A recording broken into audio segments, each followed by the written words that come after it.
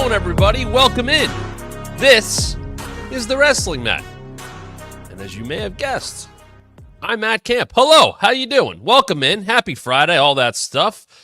I mean, if it's also like your first day of the work week, maybe not so happy Friday. Everybody's working all these weird different hours now. That's what the world is. Hopefully you're having a good time wherever you're at. If I'm an escape from the stuff you don't want to be doing right now, that's fantastic.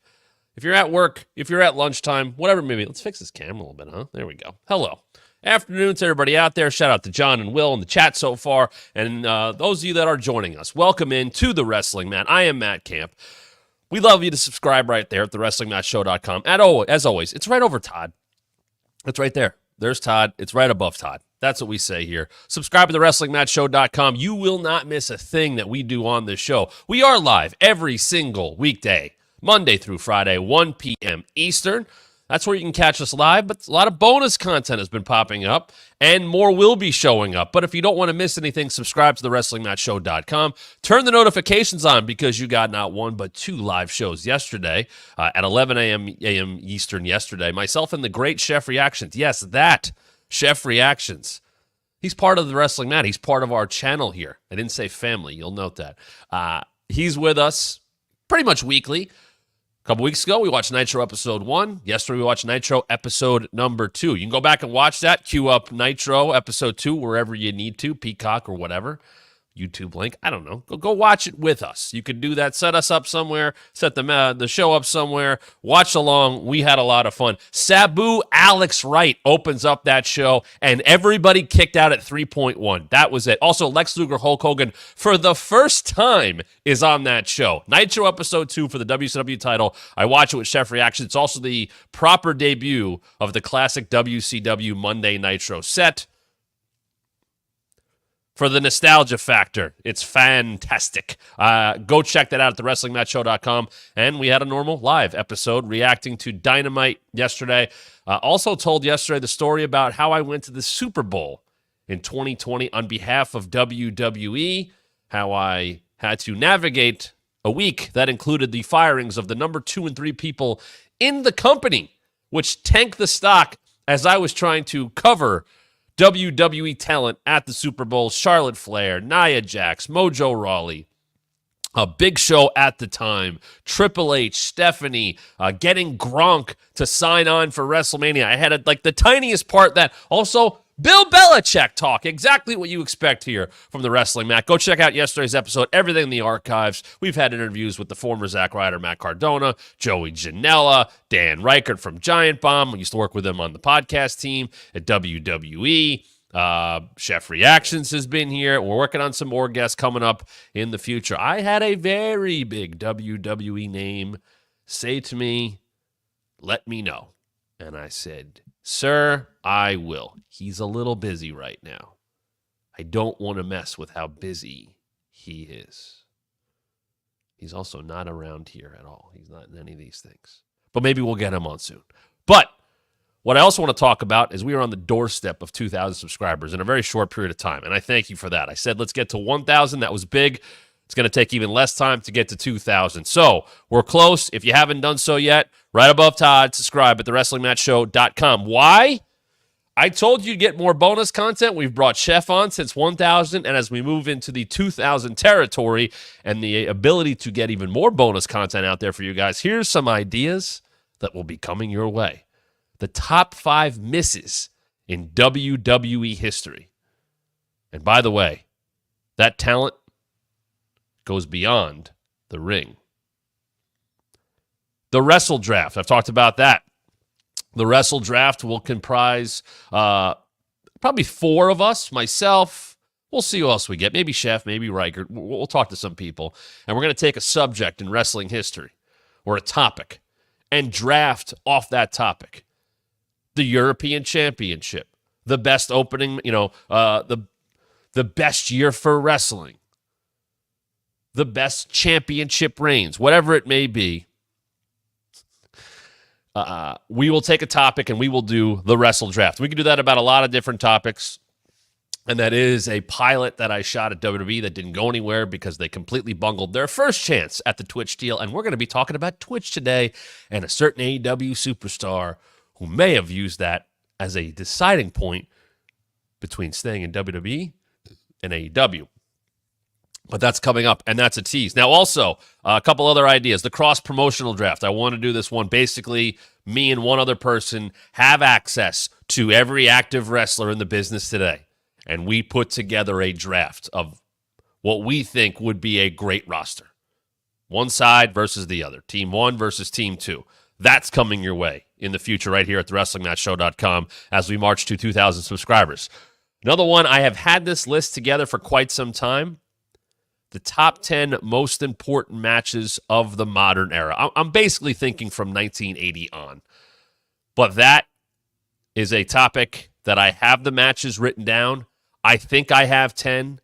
I have a few honorable mentions. I'm trying to lock the list down, but that will be coming your way. The most important and influential matches of the modern era. Top 10 list of that will be coming here to thewrestlingmatchshow.com. The worst Money in the Bank cash-ins, and so much more. All of that coming your way. Please subscribe right up there, right above top at thewrestlingmatchshow.com. Also, hello, everybody that is joining us. Hello, hello. Tom, I hope that Miss Elizabeth makes the top 5 misses. Fingers crossed, dude. Fingers crossed. We are running a giveaway because of what you guys are able to do here. Now, you know the Super Chats are out there, and as I always tell you, Super Chats get featured, front of the line, whatever question it may be. If you send over a Super Chat between now and next Wednesday, so that includes Monday's show, Tuesday's show, Wednesday's show, you will be entered automatically into a drawing to win a signed Jeff Jarrett figure. We gave one of these away before. We have found another one. We're going to do it for you. Jeff Jarrett, bit in the news lately. We're going to see him next week at Beach Blast on AEW Dynamite, or Beach Blast Dynamite, whatever. It's all Wednesday. It's him against the Elite's handpicked wild card in the Owen Hart Foundation tournament. So you want to win a signed Double J figure? He's everywhere. He's getting it done. He's a busy man with his minor league baseball team. He's making big indie dates. He's fighting with Browns commentators, and he's going to be wrestling in the first round of the Owen Hart Foundation tournament next Wednesday on AEW Beach Blast in the Dynamite time slot. So yeah, get those Super Chats in and you will qualify for our giveaway of the Jeff Jarrett signed figure. So think about that today if you have any questions. Shout out to everybody that's here with us and joining me on this Friday.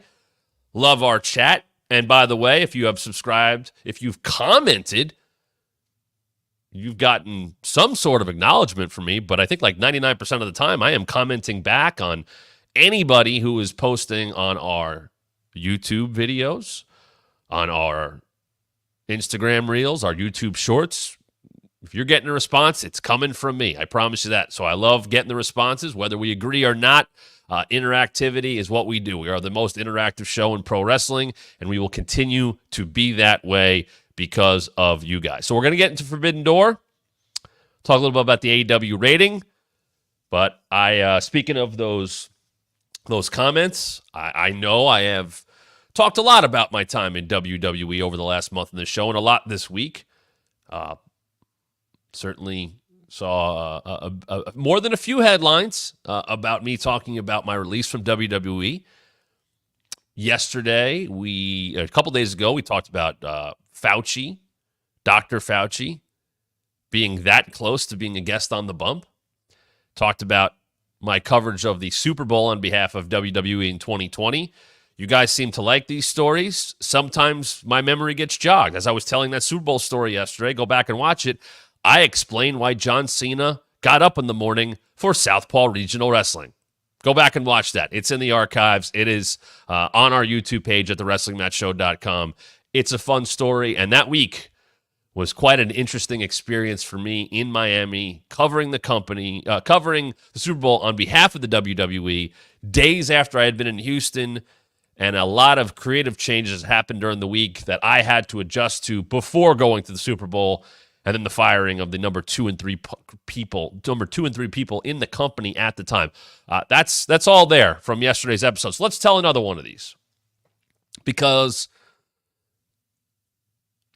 it's usually stuff specifically from my perspective and stuff I went through directly that had to do with me. But I've had some people ask about what was the reaction to this within the company? What was the reaction to this within the company? So here was one I thought of because I had multiple dealings with this person. I'm talking about Adam Cole. If we put it in post, it would say it there. So I knew Adam before he signed with WWE. I knew Adam going back to Ring of Honor days. I had done, it's out there somewhere. It was supposed to be on Bleacher Report. They changed their mind. I had written this article for, I think it ended up on the Sportster. Oof. The content's good. The layout's dog shit, but that's what they did. So I wrote this article, and the idea of the article was that WWE was no longer the goal for everyone anymore. There were other things you can do within wrestling to make a very good living. And this is when New Japan was getting hot, and Ring of Honor had Bullet Club, and the Young Bucks are, selling out a bunch of T-shirts, and Pro Wrestling Tees blew up. So I wanted to really get the perspective, and at the time, Ring of Honor had a very, very strong roster. And those people would go get signed by everybody else. But I mean, absolutely, they had the Briscoes, they had the Bucks, they had Cole, they had AJ, they had Daniels and Kazarian and Kyle O'Reilly and Adam Cole. I mean, they were loaded. And I'm missing some, believe me. Loaded roster. 2015. You know what? As I think about it now, because the article came out, I did the interviews at Final Battle 2015 and AJ debuts at the 2016 Rumble. And that was somewhat of an not open secret, but an expectation at the time that AJ could show up in the Rumble. So I did this article, and I interviewed, you heard those names. Those are names that had popped up, went through the indies, that had made names for themselves on Ring of Honor and New Japan. So I interviewed the Bucks. I interviewed Kyle O'Reilly. I interviewed Adam Cole. I interviewed Frankie Kazarian. I interviewed Christopher Daniels. I think there's a couple more in there. We'll get the article up on our social media. But that's the first time I met Adam Cole. And I think everybody knows, there he is. Wonderful head of hair, which I always told him. He used to have fun with that when he came on the bump. But there is Adam Cole. That was the first time I met Adam Cole. Always a big fan of him. And I can say this because I think enough people know, because they've watched his chug streams doing video games. One of the nicest human beings. You're not going to hear much bad about Adam Cole ever. A great, you hear me say the phrase great dude. He is in the great dude category. That's a guy I am happy to have crossed paths with as a human being, in addition to being a coworker. So I remember interviewing Adam during that time, and obviously he would move on to WWE and Undisputed Era, and we'll get to what I want to talk about, which is the reaction within WWE when he showed up in AEW. But just to give the backstory on how I knew Adam, that was the first time. He didn't know of me. I had done... That's even me before doing Busted Open. So I probably... that's even before I had done House of Hardcore with Dreamer. Right around that time. Maybe I was about to start there. And I interviewed him, and he was as nice as could be. And he wasn't, he was on his way, but he wasn't doing major media. So, more than willing, I had a very good rapport with people that I could kind of walk freely backstage into a place like that. And I did. Final Battle 2015, I believe that's AJ and Cole. You got to look that up. It's a hell of a show. And AJ's coming up on wrestling Shinsuke at Wrestle Kingdom like the next month. I think his back was an issue, and I think that was kind of known. And there was the thought he could show up in WWE. So I talked to AJ and Cole and Kyle and the Bucks and Kazarian and Christopher Daniels. I'm probably missing somebody in there. But I got a nice mix of those who didn't have that WWE run yet or weren't going to have it, but had made a career for a long time outside of WWE. And now had gotten to the point where they were doing very well for themselves, not doing that WWE run. And Pro Wrestling Tees was a big part of that. And New Japan was a big part of that. And working for multiple companies. And PWG, obviously, which so many great talents from, all the big companies right now had gone through it some way. Most of them had gone through it. But that was the first time I talked to Cole. And he was as nice as can be. He's from Pennsylvania and from a very quiet area of Pennsylvania, and he's, great family and all that. And just talking about it, like, hey, do you, with the success you're having, still need that WWE moment, that WrestleMania moment? And he said, how could you not? He was honest about it. There's companies that look at themselves and put themselves on too much of a pedestal. And some companies that, no, listen, we're not the top of the heap. We're not. We know we're not WWE. We know we are an avenue for full-time gigs, an avenue to stop off, an avenue to maybe come back to. But, I think Scott D'Amore was pretty good about that, telling some people, hey, listen, we know what that would mean to you. I know that was part of contract talks. That's a good way to do it. That's knowing your place in the industry. And Cole was honest. How could I not want that moment? That's what I grew up watching. And that, I put that article up, and it was just a conversation with these talents about life outside of WWE. So obviously AJ ended up there, a month later, and Cole got there, and Kyle got there. And, the Bucks, we know what they've done, New Japan, Ring of Honor, AEW. Now they're EVPs. All those guys. Daniels went from, active in-ring to being active as a coach and now as an on-screen talent and talent relations.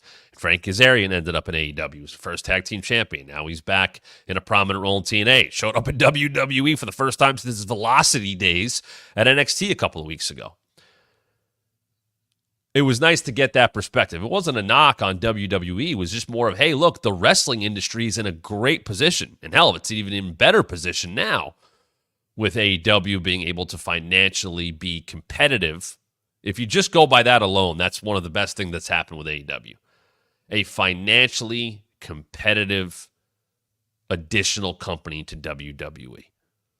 That's great for the business. For fans, there's wrestling everywhere. There's wrestling on all the time in a million different places. And I remember asking Christopher Daniels about that. And he said, listen, and he wasn't the first to use this analogy, and he won't be the last. There's a flavor of ice cream from everybody out there, and there's somewhere to watch it. And whether that was WWE Network, streaming services like IWTV or High Spots, or obviously New Japan World, and there's so many more now. And YouTube and Instagram and TikTok, and there's ways to get your stuff out there, and there's ways to see everything. And good companies embrace that, and they were at the time. And he said, listen, you can go watch whatever you want. It's a hell of a time to be a fan. And that was 8-9 years ago. It still is. You have major wrestling promotions. The top 2 companies in the world are on Mondays, Tuesdays, Wednesdays, Fridays, and Saturdays. And 2 weekends out of the month, you're getting a pay-per-view or a PLE or whatever you want to call it. And that's just the top 2 companies. And then you have New Japan, you have Stardom, and you have TNA. You have New Japan doing a better job here in America. You have indies, Deadlock or Beyond or whatever it may be that are running AIW, and they're getting the names, and you're getting some TV names from AEW to pop up on indies, which I always enjoy. It's great to see that. First Wrestling's running Mall of America again. I think this is the 4th year, 3rd or 4th year. That's coming up in September. That looks cool. Thunder Rosa has her promotion in Texas. And I know that's just a handful of them. There's so much wrestling out there to take in. Kaiju Big Battle. They're going to Japan. I'm thrilled for them. My daughter's 5 years old. She's been watching things a little bit more. I'm careful what she sees and explains things. Kaiju Big Battle's running in Brooklyn in August. It's an all-ages kids show. We're going to try to go to that. You can find something now for everybody. And listen, we're still going to be critical. We're still going to say what we like and don't like and how we do things better or whatever it may be. But it's nice to be able to have a show like this where there's never a lack of things to talk about. Bringing it back on course. Adam Cole would pop up in WWE, obviously, and got over big in Undisputed Era. And I got to interview him. There you go. I just realized it. He's on Bump Episode 1. As the NXT champion, he was on Bump Episode 1. Calling in from the aisle. They set him up, and he was in the aisle at Full Sail, so the ring was behind him. And he was on the show. Seth Rollins was Universal Champion. He was on the show in studio. He was getting ready to face The Fiend at Hell in a Cell. And one of the top executives at Digital, who's not there anymore, but was the person who hired me and the person who basically told me, hey, we're going to push the envelope. We know we're playing to not the internet crowd. There's the picture. Hell, great job, Dom. There it is.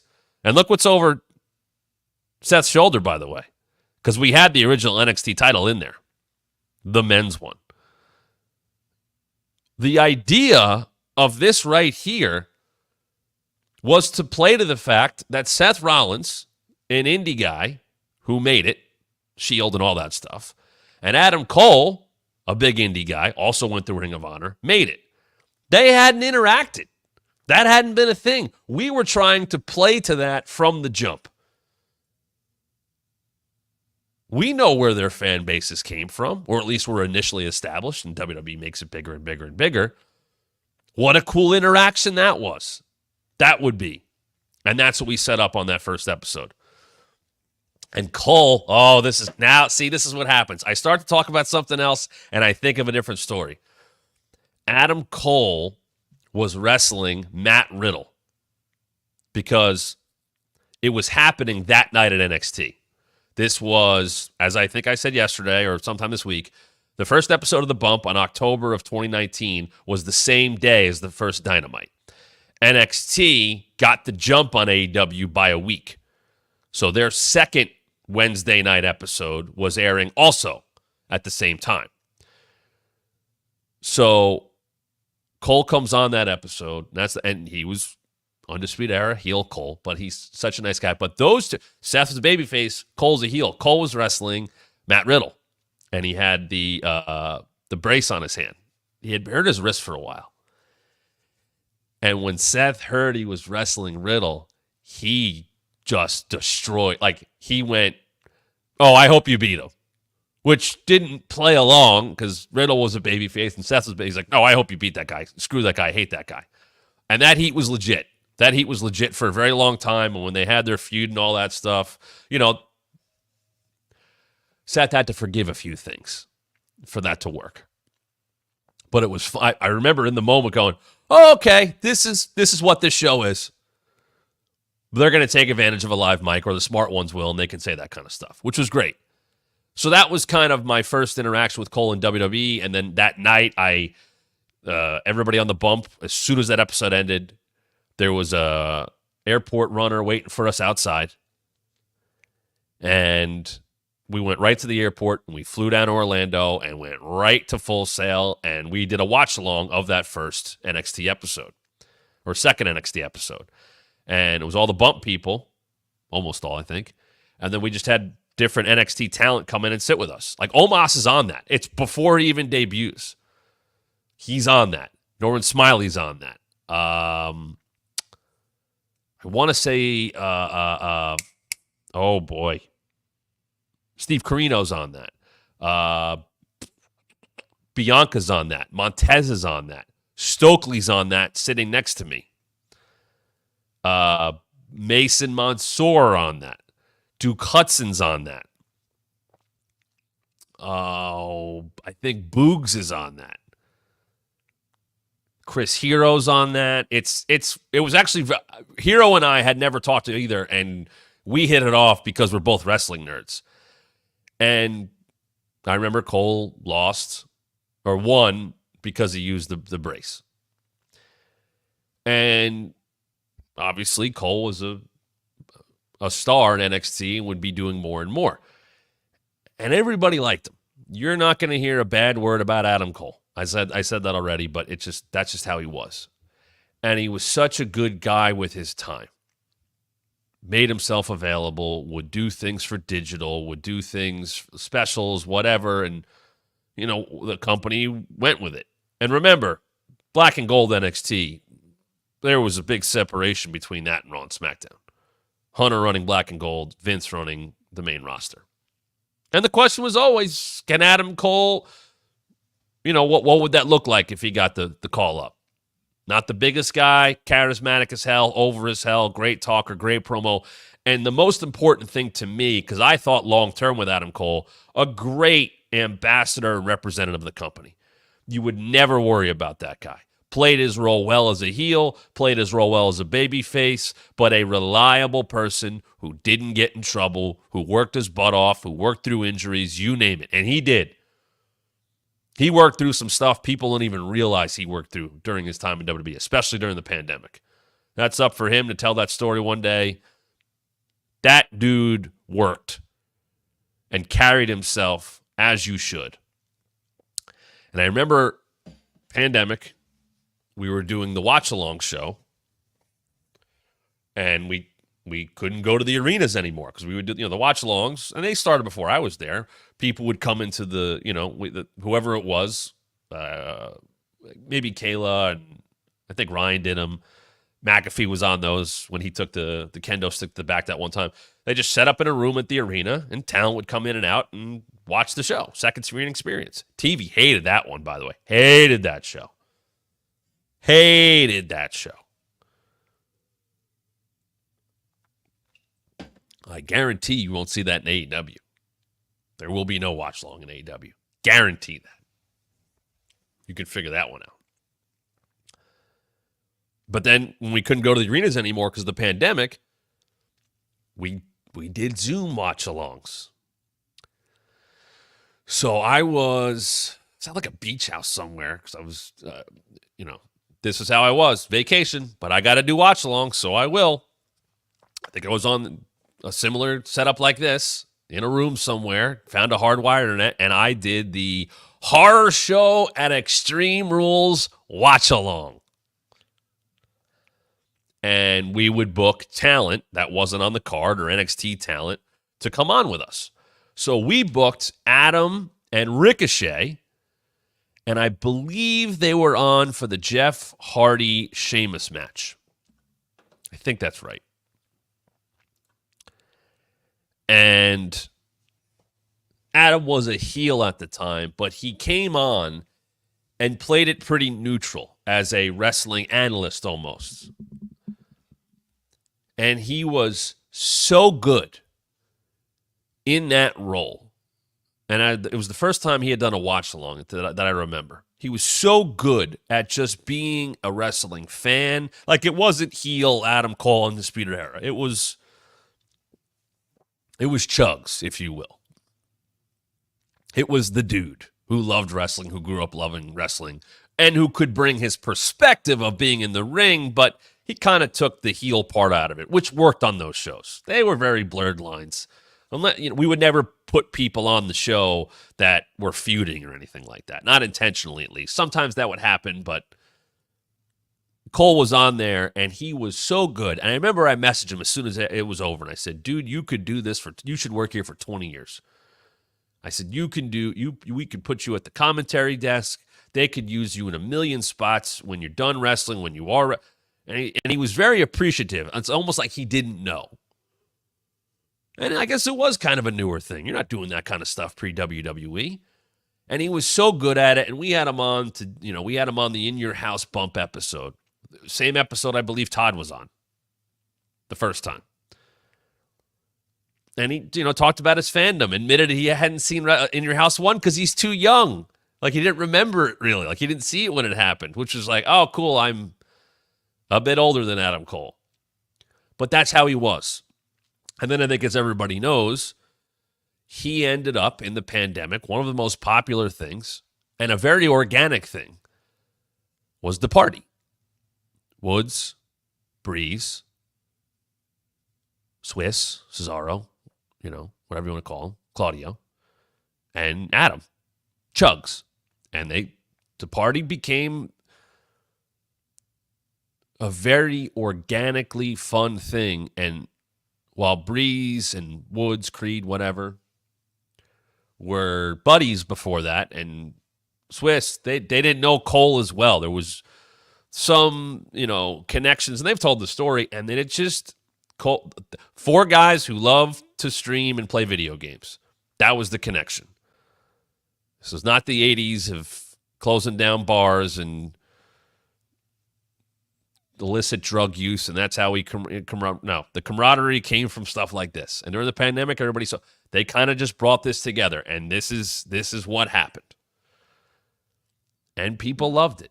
And it was fun, and they had fun. It was the essence to me of Up, Up, Down, Down. This is not about wrestling, but we have a lot of great personalities. If people can see these personalities a little bit, maybe they get a little more attached to them, leading you to seeing what they're doing on Monday nights, on Tuesday nights, on Friday nights. That's what Creed always wanted. And he loved to feature people that weren't on TV. And the smart ones would take advantage of that. But in the pandemic, that's who it was. It was those four guys. And they created this great following. And it got more popular and more popular. And I'm just thinking about something that I have right around here, if I can find it. Because it showed... Aha, I got it. They got so popular playing Uno that this right here got created. Think about that. Four guys who put together a random streaming group that just happened to go up, up, up, down, down, played Uno to the point that it got popular enough that Uno put out a card deck just for the party. They didn't make that many of them. I think I bought one and then I found out I got a freebie or something like that, but they got their own. That's unbelievable. And it shows you the power of what can happen when you just find something that people connected to, and people liked it because it was kind of just a nice, safe, fun place. And it was just people having fun, and it was people with their guard down, and it wasn't about wrestling storylines. And those four guys, and they played other games, things like that. And this came out right around the time Adam Cole's contract was coming up. And I don't know the details of his contract, but I think a lot of people remember of the rumors at the time. And I'm asking him, is he staying? And I'm trying to come up with scenarios where he would stay. And the two big things that were, three big things. One, Britt was in AEW. Two, the Twitch deal. He loved to be on Twitch. They famously caught that out and cameo out and all that stuff and couldn't do it anymore. Adam did well with that. I know he made money with that, but he just liked to do it. And you just weren't allowed to. And three was that Keith Lee manager role, whatever. I know for a fact that Cole had gone to a television and he met with Vince. That happened. I think the manager thing happened there. They may have had multiple meetings, but the indications were, I don't know if Vince saw it in Cole. And maybe most importantly, I don't know. This is for Adam to tell one day. They weren't going back on the Twitch thing. And maybe Adam was always going to AEW because Britt was there and he would have that freedom. and he would have new challenges. And he wouldn't have to get booked by Vince. And it just, let's see what happens. And I talked to people that were connected to him at Up, Up, Down, Down. I talked to people just not sure. And I remember watching that AEW pay-per-view, and he came out. And I say this not as, at the time, an employee of WWE. I say this as someone who liked the guy, wanted to work more with the guy. I was bummed when I watched him walk out at AEW. I was thrilled for him, but selfishly, I was bummed he was gone. I really liked working with Adam Cole. I had started to think about, maybe I had done a little commentary at the time, whatever it may be, but I was like, man, I'd love to do more stuff with Adam. Dan Riker had talked about how they had shot that Attitude Era podcast idea with him and Gargano, and Dakota and Stokely were on it, and, that kind of stuff worked. And Up, Up, Down, Down, and that had the party really started to really take off. Like, they played that, whatever that game is where you bounce the ball on the trampoline. Like, they played that in the parks. Like, that's where it had gotten to. And he was gone. He went to AEW. And he was with, Kenny and them. And then Danielson walked out. And I went, oh, boy. Which that was expected. I think that was expected, but not at the same time. And then went bang, bang. And it's one of the best moments in AEW history. It's one of the best 5-minute, just unbelievable. And Cole got great music, and Ruckus gets credit for that. Man, as soon as I saw that AC pop up, I went, God damn it, they got him. And I couldn't tell you who I said that about. I think I just knew he could have been a big deal, and it was ridiculous to see him get away. That shouldn't have happened. Now, if you want to say that he was always going to go to AEW to be with, because he wanted to be with Britt and he had friends there, and then maybe there was no chance. But if there was a chance and it didn't happen because he couldn't do Twitch, or he was going to be put in a managerial role, whether it be with Keith Lee or anybody else, that's such a fumble. Such a fumble. Shouldn't have happened. If those were the two things, if those things if he gets to be in the ring and be what he was in NXT and be Adam Cole, the worker, the great wrestler, the great promo, over as hell, and he got to do Twitch, if you had to just do those two things and he would have stayed, then I don't know. That's his decision. But if it came down to those two things, Twitch and being in the ring are different things, but he obviously had an option.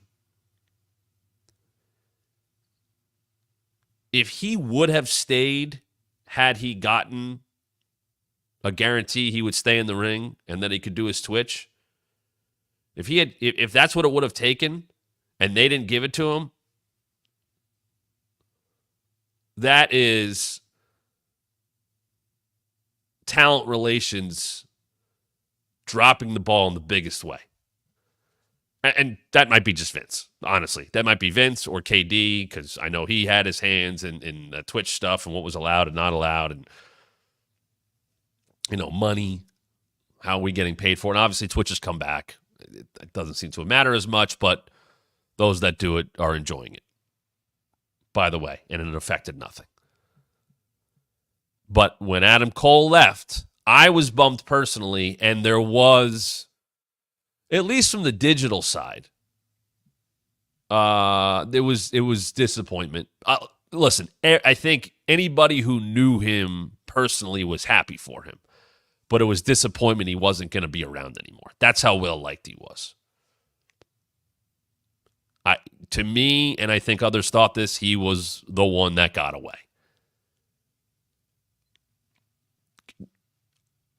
If it's a few years later and it's Hunter in control, I'm not going to say it definitely wouldn't have happened, but there would have been a far better chance he remained in WWE if Hunter was in control. But people were bummed about that. Nobody was upset at him. They got it. I think there were people that were definitely disappointed within the company of what he was offered or wasn't allowed to do. Those being sticking points. I know people found that ridiculous. And I think that also comes back to however Vince perceived him. But I'm happy Adam is where he is now. I have talked to him multiple times. He was one of the few people I remember messaging when they left. And,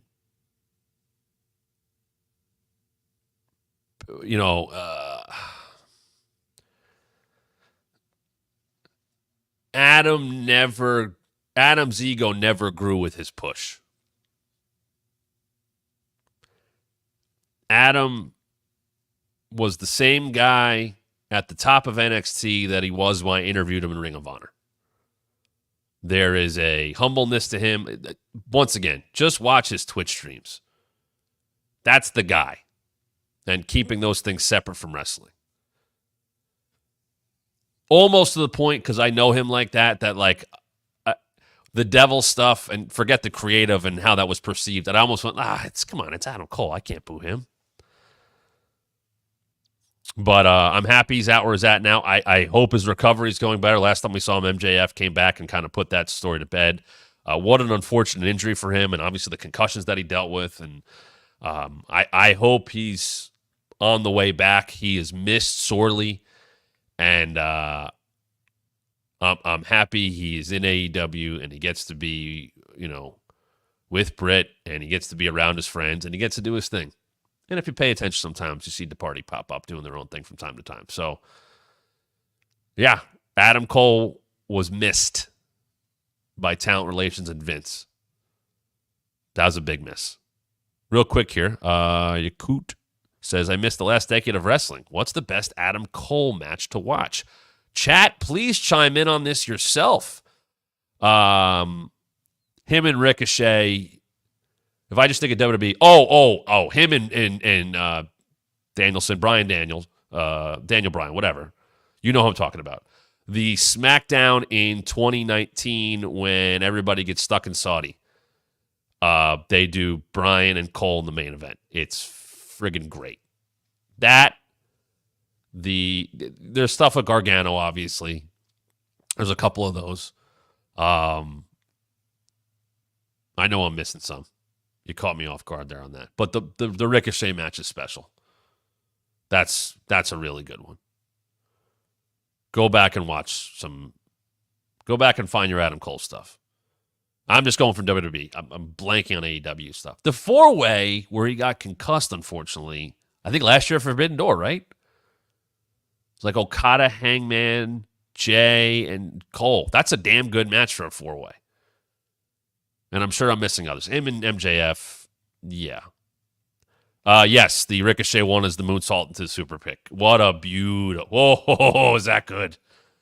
Oh, is that good? There's also a house show that they taped with Drew and Cole, and Shawn is the ref. And Cole super kicks him, and Shawn sells it like death, which is kind of cool to see Shawn Michaels take a super kick. That's more of a moment than anything else. But yeah. And we'll do more on Adam Cole.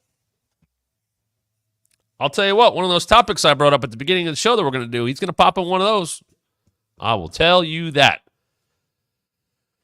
Let's talk about AEW now in full. And if you enjoyed that kind of story, there's plenty more of them right here, right above Todd at thewrestlingmatchshow.com.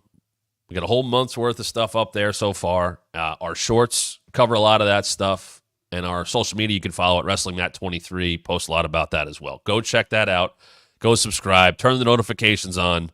Plenty of these stories from my past, especially in WWE, I like to share. And like that one, I think that's a pretty nice story. And I think me saying what I said about the company dropping the ball is a mostly shared opinion, just because of the kind of performer and person Adam is and was at the time. AEW did bounce back in the ratings in a big way, back up to 680. Big Bang was back. Forbidden Door Go Home show. And on top of that, you want to see a bigger bounce back than that, but back to where they had been. The Forbidden Door Go Home show I thought was solid enough. We're going to get into the full card here. But what I mostly took from yesterday, and we didn't get to do this because the call was ongoing while we were doing this, was Tony Khan making a football reference. Whether he was making an American football reference, I will acknowledge my international audience here because football is something else everywhere else. And Tony has Fulham, but he has the Jaguars. And he's basically saying, with the TV deal, we're in the red zone, we're getting close to the goal line. That's not a done deal, but to me, you don't say that. Like, him saying that would be very bad if it fell apart now. And we're just assuming Warner, which I think it is. Him making that analogy that they're that close. They're in the red zone. That's, for those who don't follow American football, that's 20 yards away from the end zone. Football field's 120 yards. They're close. They're almost there. That's a positive sign. And I think a lot of people made way too much of that rating last week. I always think attendance is a better number to look at. And by the way, they're going to do $1 million gate this weekend, and they're going to put 10,000 people in the UBS arena. That's still very good. 10,000 in any arena. Unless you're like Taylor Swift or go look at how some of these concerts are not selling because ticket sales or prices are too high or people just don't have the money, whatever it may be. They're gonna get a good crowd on Sunday night. They're gonna get 5 figures of people in that crowd, and they're gonna do $1 million gate. And in a vacuum, forget the other company for a second. That is good business. I saw some people talking recently about how TNA was covered back in the day and how it was always compared to WWE in terms of their success. And always compared. And obviously Dixie said too much stuff at times. Jeff Jarrett never, ever, ever, ever, ever, ever, ever, ever, ever thought of TNA as an actual threat to WWE. He wasn't trying to be that. He saw an opening in the market, and so TNA was created. And they went through their ups and downs and all that, and yes, they needed Panda Energy, but what it was an alternative, a second company. And yeah, they did WWE light things sometimes, but the idea was not to take over the number one spot. This was not WCW versus WWF. Somebody's number one, somebody's number two, somebody's going out a bit. This TNA was never supposed to be that. Dixie would say some dumb stuff about that because she didn't get it, but it wasn't supposed to be that. TNA had a lot of success. Jeff talks about this. Jeff's very open about financials and how things went when TNA became profitable with the Spike deal. Like, they were making money. They were not hemorrhaging money like WCW was at the end.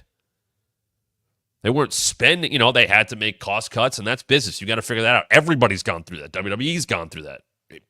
TNA went through that. AEW, they've looked at the books a little bit more, I think, which is fine. You're running a business like anybody. But TNA had some good years where they were a distant but money-making number two. That's where AEW's at. Nobody's touched WWE. You can't even compare now to other wrestling promotions. You can barely compare. Like, They're so massive now as being part of the same company of UFC. It's an entertainment entity. AEW is a wrestling company, and that's great. That's what they focus on. And maybe as they get bigger, they can branch out into other things. WWE is, and I don't want to say because Triple H said we're not a sport. We're a sport about, we're a movie about sports. But that's the idea. The main subject of WWE is wrestling.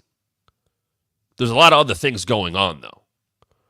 It's like when I interned in NFL Films. I don't know if I've ever talked about this, but in between my last 2 semesters of college in 2007 and 2008, I interned in NFL Films summer and then fall. And NFL Films is in Cherry Hill, New Jersey. It's hours away from the NFL headquarters in New York on Park Avenue. They are very much their own entity. And they told me the first day I was there as an intern, we are not a football company. We are a film company that does football. And they approached it like that. They knew they were covering the game, but they were looking for stories and angles and ways to present the game bigger. It's like what professional wrestling is. You're looking to make things bigger. I had heard in my last month or so of being at WWE that the doc team was very likely going to be called on to help UFC tell their stories and sell their pay-per-views. Some of the best stuff in UFC history is because you've cared about who's fighting, because they've cut promos. It's why Chael Sonnen lasted as long as he did, well past his fighting prime, but he knew how to control this. He knew how to sell tickets. That was Conor. Conor's doing whatever the hell he's doing now, but that's what that was. So, based on that, and the fact that you need to care about who's in the ring and why you care about them, yeah, it's just entertainment. It's about what's going on in the ring, but it's entertainment. That's what matters the most. WWE is running an entertainment company. They want you to care about their stories. Matches happen to be part of their stories, but they're not always the most important thing. That's why Drew McIntyre and CM Punk are a prime example of the matches not being what sells you. The matches are what is part of the end point. The journey is more important. Cody Rhodes' journey to Roman Reigns was the money-making part. The promos, the battles, the perseverance. What's the next story? What comes after that? How do I care about that? We talked all about how the champions have been booked in WWE as of late. It's not about matches. It's about telling compelling stories. So AEW putting $1 million gate up this weekend at the end of the summer, perhaps we should be looking at that as a positive. Not as an AEW fan, not as an anti-WWF hater, but for the health of the business. If you want to watch wrestling and you want wrestling to be around, it's good for more wrestling to be around. Do we talk about ratings and money and all that stuff on the show? Yes. But it's just part of it. And it's certainly not something that anybody has to worry about. Nobody's rooting against the other company, at least in terms of the talents. Because they want somewhere else to go. They want their friends to do well. They want their families to do well. There are people who are married, who work in different companies, who are related to people who work in different, like, the more jobs there are, the better everything's going to be.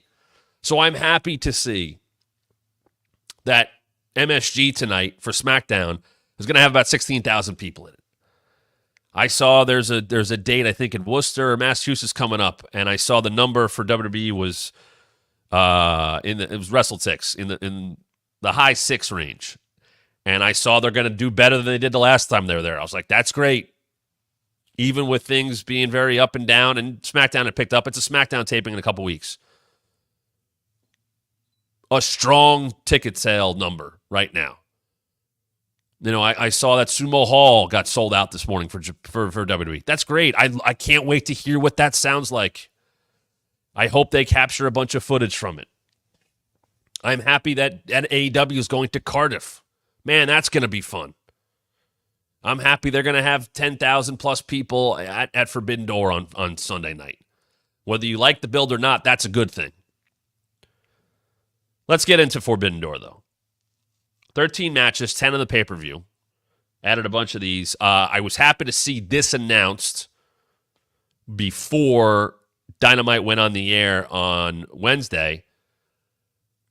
Stokely and Chris cutting a promo. Hey, we do face off next week in the Owen, but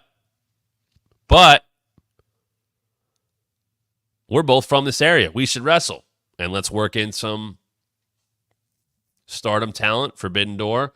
So it's Statlander and Momo Watanabe against Willow and Tam Nakano. Cool. That's a fun match there. Get that build towards Wednesday. You're using 0 Hour, your pre-show, to send people to TV on Wednesday. I like that. The Owen has a women's match with Mariah May and Saraya. Is it Mariah against Saraya?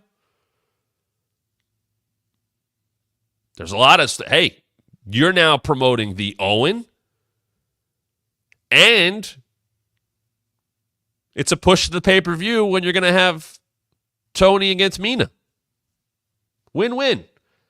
And then the LIJ contingent of Tsuji, Teton, and Takahashi are taking on Penta, Phoenix, and Mystico. So on the 0 Hour, AEW, CMLL, and New Japan, all represented. And Stardom, 4 companies just on 0 Hour. The TNT ladder match for the vacant title. Takeshita, Mark Briscoe, Jack Perry, Dante Martin, Leo Rush. Did this air yet? It did, right? It's tonight. I won't spoil the 6th one. I think that's tonight. It's Jack Perry's to lose, right? That's the only, that feels like it makes the most sense. All I ask is that they don't get a little cute, because this week, I think in the last couple days is the anniversary of that awful King of the Ring ladder match with Shane and Vince against Austin. Because I'm already thinking of Mark Briscoe getting the top of that ladder and going like this, and the ladder goes up. Now, I don't think AEW would make the same mistake WWF did. I think you would see in the back that Okada or the Bucks are raising that briefcase up, but I could see that being the case. And he goes to get it, and it's not there. Jack Perry, there you go. Jack Perry's got to win the TNT. It makes the most sense. Although, and the other part is, here's a little way you can tell it's probably not going to beat Takeshita. He's in the G1. Sure, he could win on Sunday and lose it before that. I don't think it makes sense. It really just feels like Jack Perry's to lose, if anything. Speaking of the Elite, Okada and the Bucks against, is it called Scissor Ace? But the Acclaimed and Tanahashi. So we get another Okada-Tanahashi. I'm never going to be mad about that. I wanted Billy Gunn in there against Okada, just because I always laugh at the idea of Billy Gunn challenging Tanahashi for the IWGP Intercontinental Championship on that one of those first New Japan America shows in San Francisco. Long Beach, wherever it was. But we're not. But we will get to see the Acclaimed with Tanahashi against Okada and the Bucks. So they're saving the tag match. They're saving it.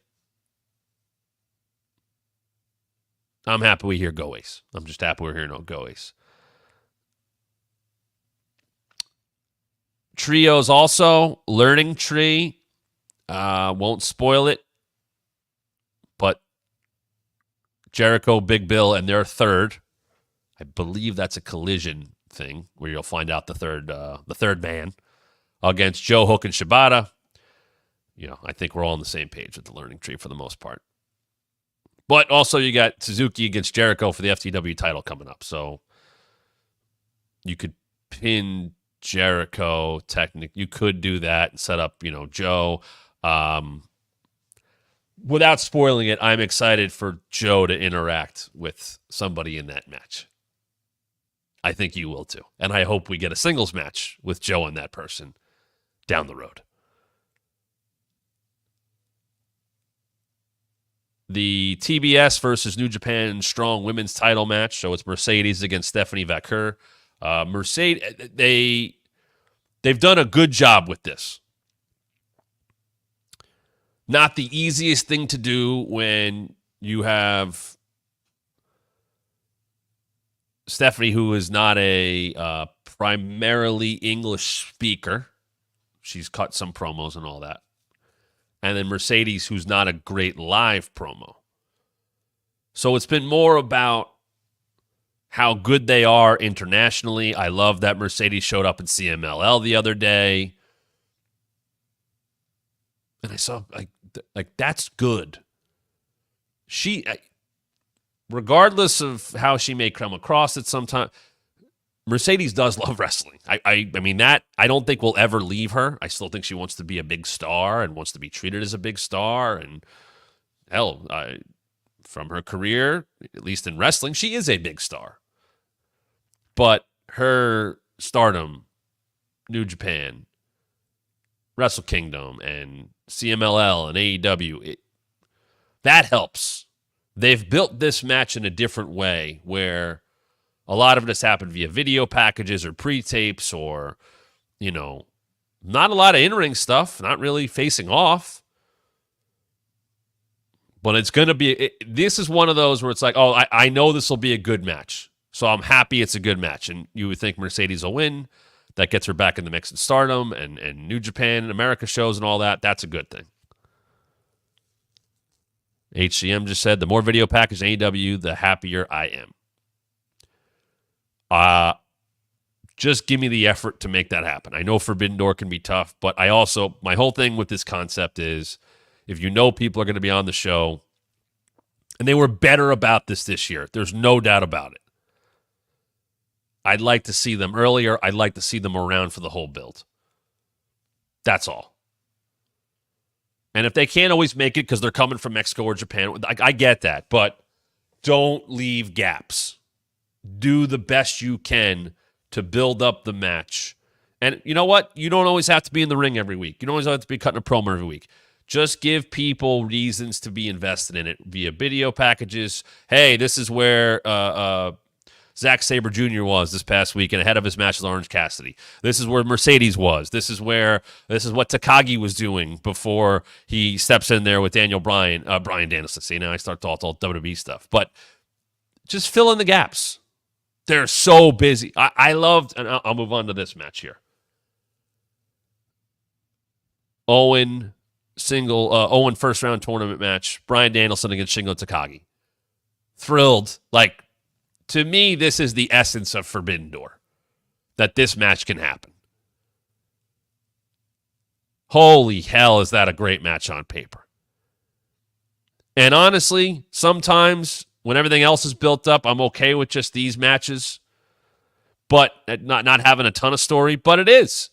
Brian Danielson got the Owen stuff going by saying, listen, I'm winding down in my full-time career. I know this is my last shot, but it's my best shot, which has made every one of his matches going forward, whether he wins on Sunday against Takagi, or it's next week when the winner takes on Pac at Beach Blast, I'm in.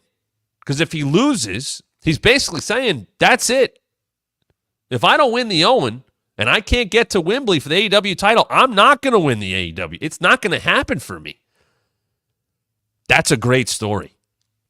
And to give him a great match, in the span of Sunday to Wednesday, we're looking at Shingo Takagi who has been one of the best wrestlers in the world and absolutely one of the top guys in New Japan for years, against Bryan Danielson on Sunday. And then on Wednesday, we're getting Pac against one of those two guys.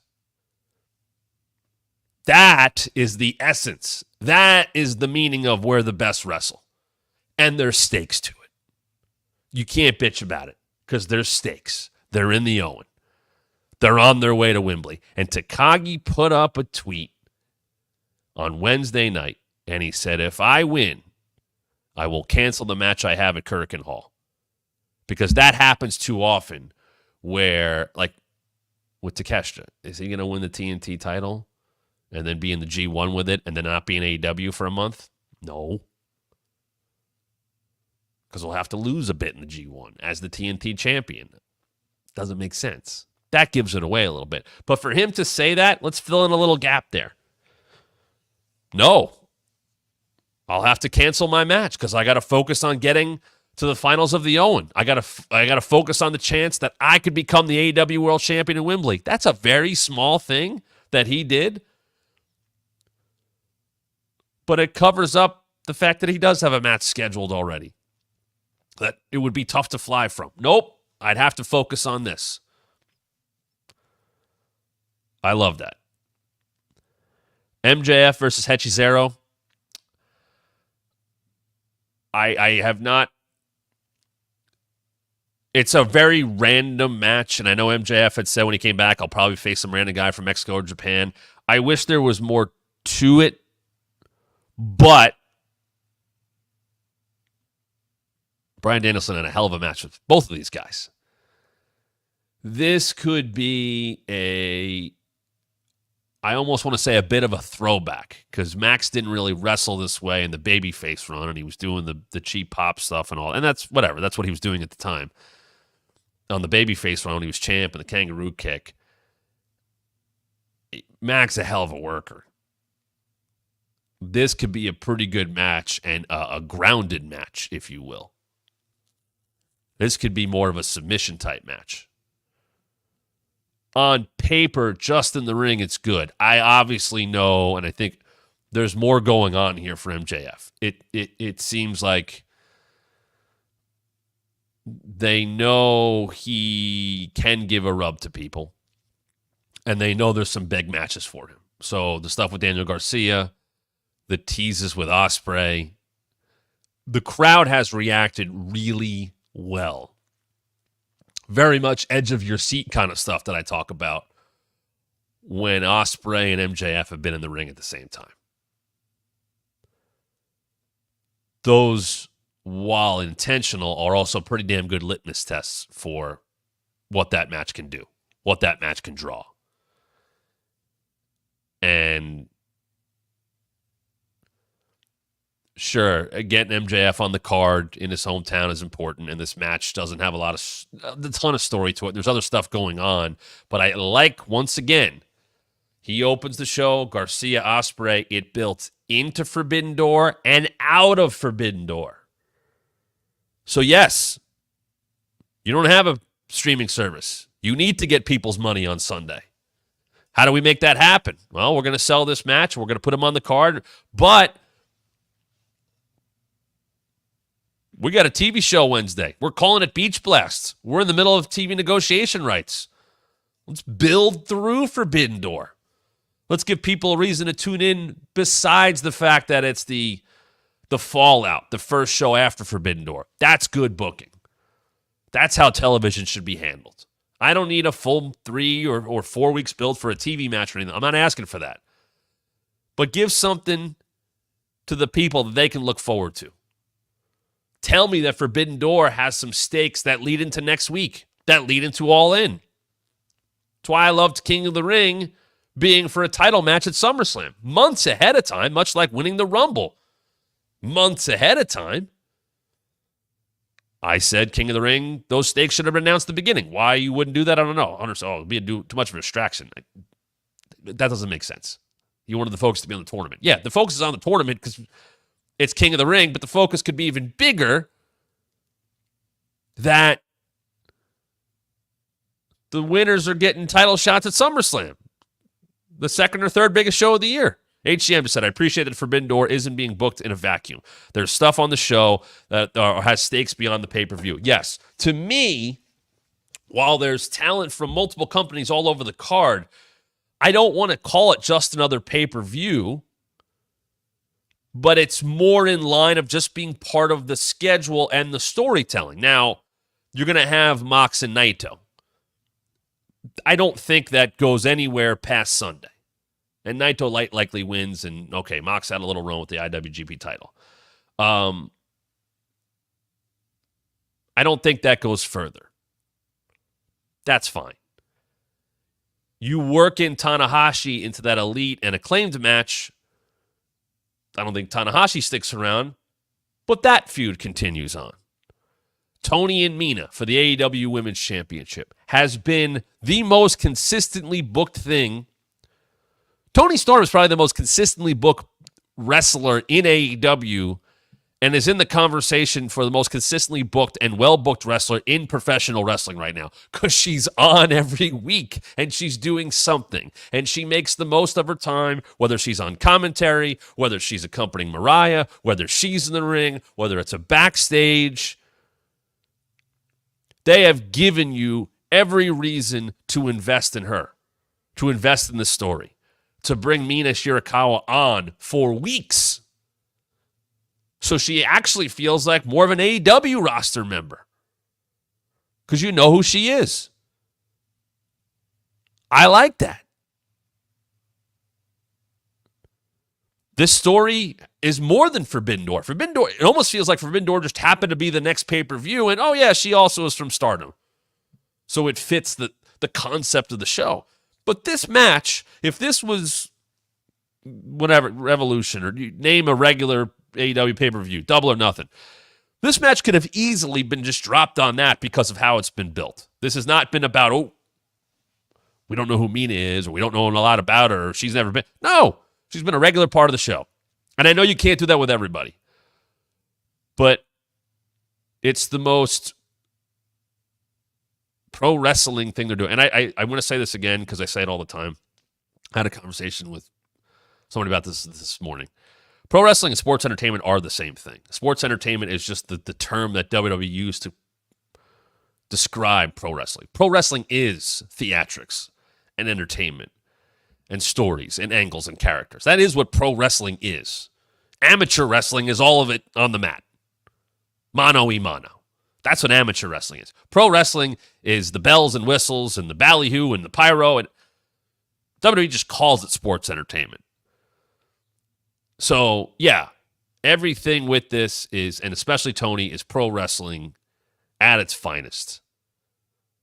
Characters, story, matches, different ways to get to matches, different ways to show relationships, strife, you name it. They've done a really good job with that. What have I missed so far? Oh, Zack Sabre and Orange Cassidy. Cool, let's do that one again. No problem there. Also noticed an interesting, whether it be on Reddit or Twitter or whatever, that people want to see Zack Sabre win the G1 and win the IWGP Heavyweight Championship at Wrestle Kingdom. And I am on board with that. He is bulked up. I love his promos. What do you call orange? Orange Bullocks. That's tremendous. Big fan of Zack Sabre. Big fan. Would have. I actually think he'd be very helpful to New Japan right now as their champion. Because assuming that Mox is obviously not going to be there that often and he might lose the title, or, you know, if Zack beat Naito at Wrestle Kingdom, I think it would be a great thing. I also think he's earned that. This is just a good match, and they've made efforts to build this. Promos, interactions in the ring, hell of a match on paper. Very much looking forward to it. I think I've hit everything except for Swerve and Ospreay. I said this a lot yesterday. I'll say it again today.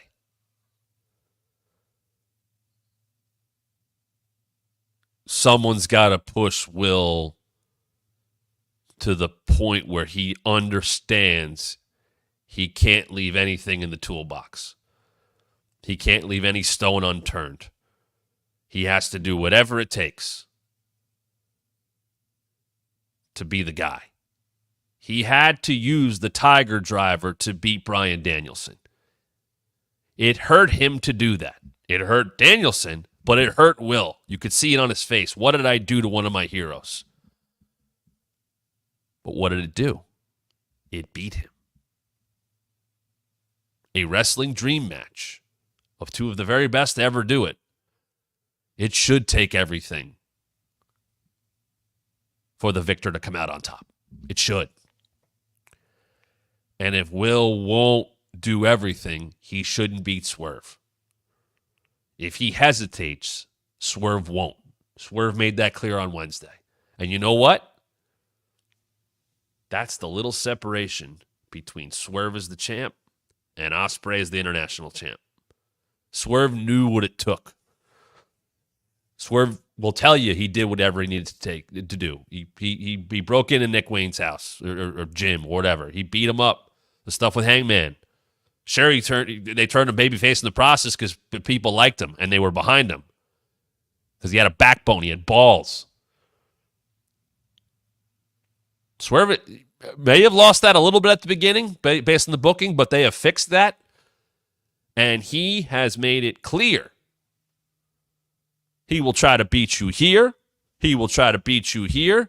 And he knows he can get it done in the ring, but he'll do everything else he can to beat you before the bell even rings. That is a champion who's been through it, who knows what it takes, who knows that if you don't go to those heights, then you can't be champion. And if Will hesitates, then he won't be the best. Being the best is not about being the one who can perform the best between those three ropes all the time. It's about what you're willing to do to get there, to win, and to keep the championship. Ospreay's got to be pushed to that. As much as I questioned how they would get out of, or how they would book the finish, I think that's the story that they can tell. And the MJF part is part of it, and it helps. MJF always did what it took to win the championship, to keep the championship, to get to the top, to infiltrate the inner circle or all that stuff. Outsmarting Chris Jericho, the stuff with, you name it. What happened? When he became a good guy, he had to deal with the Joker. He had to deal with all that stuff. And no, it didn't come off well, but it showed the weakness of MJF. And he got hurt. And he got hurt multiple times. And then Samoa Joe beat him. And then he was on the shelf for 6 months. MJF showed weakness, showed too much to the crowd. Then he didn't have his championship anymore. And he hasn't really talked about that. He has ridden the babyface pop he has gotten since taking out Adam Cole. And I get why they're doing that. As I said, I feel like it's been a bit of a mishmash, but I get you ride that almost to the point where you got them. These are my people. I'm their scumbag. Blah, blah, blah, blah, blah. And then you do something to revert back into the MJF, who is a hateable scumbag, who has no redeeming qualities, who doesn't want to do the cool moves, who isn't doing kangaroo kicks, who isn't paying homage to the past. No, he's the MJF who no one else can be, who no one else should trust. And if you trust him, he will use you. I think MJF will be the one who takes Ospreay to that place. Because MJF will do it. Will?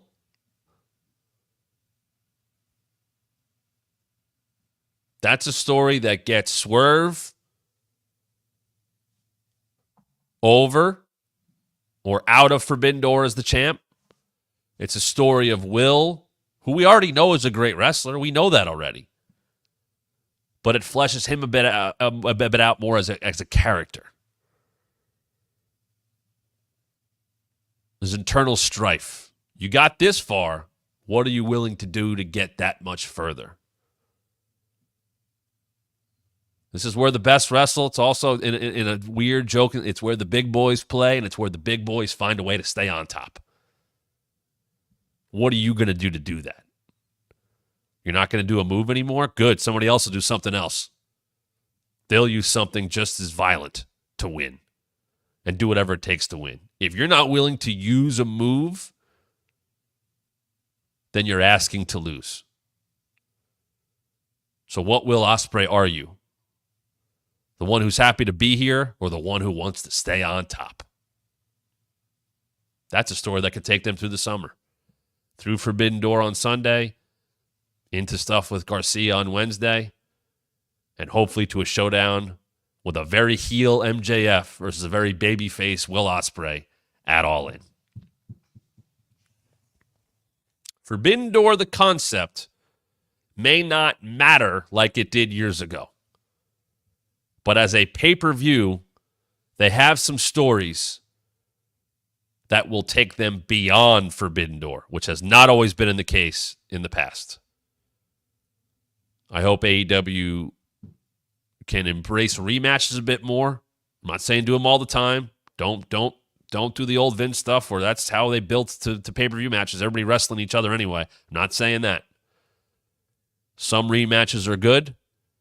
Stories you can come back to. I think they're in a good spot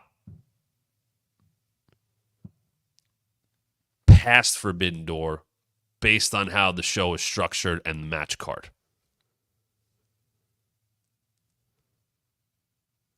You don't need a full reset after Sunday.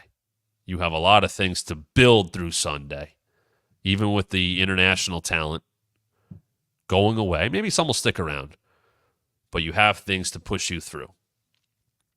And they're building multiple matches. They've announced multiple matches for a Dynamite that's happening 3 days after the pay-per-view. So there's, of course, the obvious fallout of Forbidden Door, but there's also stuff announced. Jeff against the wild card, Will against Garcia, maybe for both titles. Shingo or Bryan Danielson taking on Pac. All that stuff's there. Willow and Stat, already announced for Wednesday.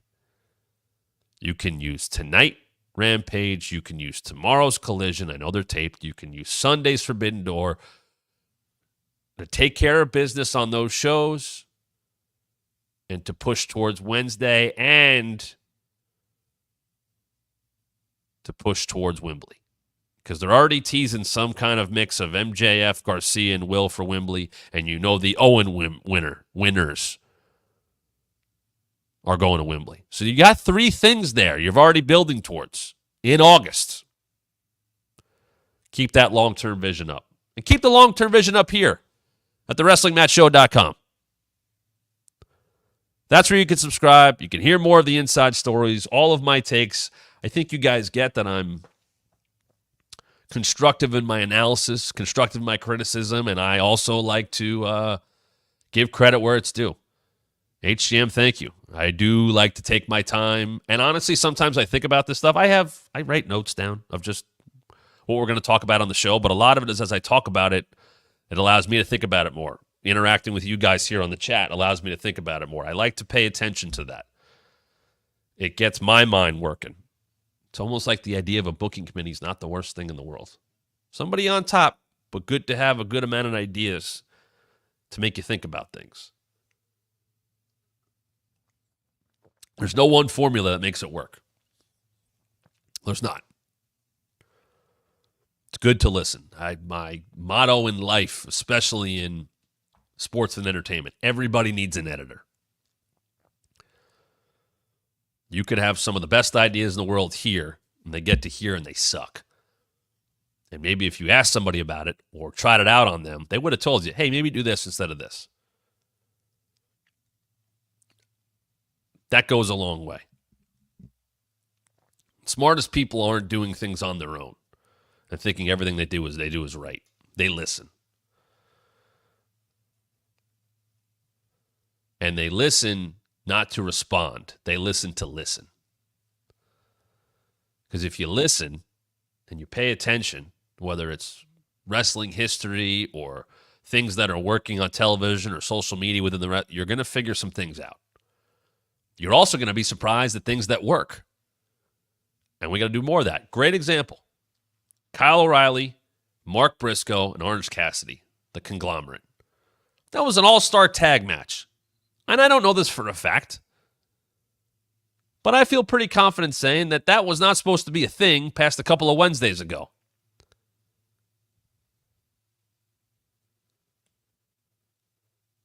But they figured that out. And hey, this is kind of fun. Let's go with this.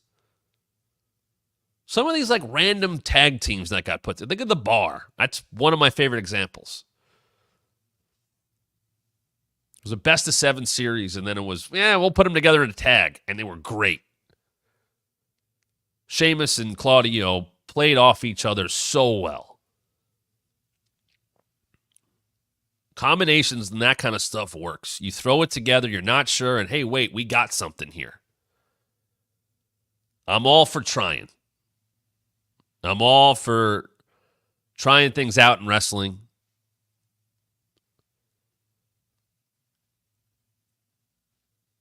It may not always work, and you have to be careful to not abandon things too quickly. Sometimes you just know. Nope, we got to bail. That's just not working. But sometimes you try things and they click bigger than you expected, or you didn't expect them to click and they did. And you see chemistry that happens. Wow, those guys work really well together. Or, oh my God, they don't work well together at all. I saw that King of the Ring, Rock Taker. Not a lot of chemistry with those guys, just how it was. Now, Rock Taker, Kurt Angle, that triple threat, my favorite triple threat of all time, that worked. I remember watching that pay-per-view for the Undisputed title. I didn't expect that to be an unreal match. It'll be good. They had an unbelievable triple threat match. Go watch Kurt Angle, Undertaker, and The Rock for the Undisputed title in 2002. I got that on some WWE title tournament thing we did a couple years ago. Vengeance 2002. Thank you, HCM. That match is awesome. Go watch that match. 20 minutes, maybe a half hour, for whatever reason. And triple threats are not easy. Not in the slightest. Because it's 2 guys, 1 lays down. They figured it out. 3 very different wrestlers, by the way. Completely different, but 3 very smart wrestlers. Knew how to work in their own way. Knew their strengths. It's so good. If you haven't seen it, I don't want to spoil it for you. It's a match that happened 22 years ago, right around this time. It would fit just as easy in today's wrestling world. Vengeance 2002, triple threat for the WWE Championship. Taker's champ. Kurt's in there. Rock's the other challenger. They had yo-yoed the title. Jericho was undisputed champ. Triple H beat him after the comeback. Triple H lost to Hogan because they were capitalizing on that, nostalgia. Hogan lost to Taker, and then Taker takes it into this triple threat. You don't really need to know much else.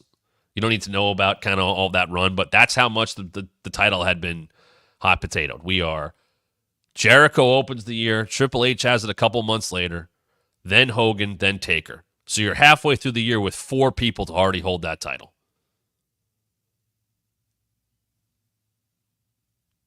We'll talk more about SummerSlam 2002 in a couple of months when we get close to that. That's a special show. See? I start thinking of things and I go off talking about something else. I did not expect to talk about the Vengeance triple threat from 2002, but go make an effort to watch that. Maybe we'll watch that on here at some point. Make that happen. Maybe we'll do that. But if you want to watch anything else that we've done here, such as me and Chef watching the first 2 episodes of Nitro, such as maybe some of the things we might have coming up as we march to 2,000 subscribers right above Todd. There's Todd. Hello, Todd. TheWrestlingMatchShow.com. Coming on your way as we get to 2,000 subscribers. Do a little evergreen episode, if you will, of the top 5 misses in WWE history. I'm talking about pushes. I'm talking about angles. I'm talking about talent that isn't necessarily in the ring. The wrestle draft we're going to do, that's we're going to take a topic of some kind and basically draft about the topic with me and probably 3 other people. Draft a roster of the best Intercontinental Champions. Draft a roster of the best European Champions. Draft a roster of the best finishers. Stuff like that. Draft a roster of the best pay-per-views. Make your case. We would do that with the chat too, live. Cross-promotional drafts, I'll do that with somebody else. We're gonna basically say, here is every available wrestler right now in 2024. Me and someone else will get to make a roster. Draft. Everybody, you could have MJF and Cody on the same roster, and on the other side, you got Bianca Belair, and Chris Statlander. Things like that. Everybody's up for grabs. Well, that'll be coming up in the future. Top 10 most influential matches / important of the modern era. I'm thinking 1980 forward. Basically the WrestleMania era. Forward. I have a list. I'm still tinkering with that list. I'll be bringing that to you. The worst Money in the Bank cash-ins. The best Money in the Bank cash-ins. As we get towards SummerSlam, we'll talk about the history of SummerSlam a little bit more. My favorite show. We might do a full SummerSlam 2002 review on this show. In fact, I think that I'm going to put that on the list. But, got to subscribe. Got to help us get those numbers even higher as the March 2000 got there quicker than 1000. TheWrestlingMatchShow.com. If you like what you're seeing, please subscribe. Turn the notifications on. Comment. I'm responding. Check out our past episodes. We're live every single weekday. That's right. Monday through Friday at 1 p.m. Eastern. You won't miss a thing if you turn those notifications on. You get bonus episodes with me and Chef, some of those topics I discovered. Maybe some other people will be popping up on this channel. You'll have to wait and see. And from now until Wednesday, any super chats that pop up in the chat, you get automatically entered in our giveaway for a Jeff Jarrett signed figure. We found another one. We're going to give it away. But you're only entered if you do a super chat here in the chat during one of our live shows. So make sure you do that. But enjoy Forbidden Door this weekend. Enjoy SmackDown tonight. Still got SmackDown, Rampage, Collision, and then Forbidden Door on Sunday. Hell of a time to be a wrestling fan, as I said. And with that, I'll be back on Monday, where we'll talk about wrestling even more. See you Monday, 1 p.m. Eastern, right here at the Wrestling Mat.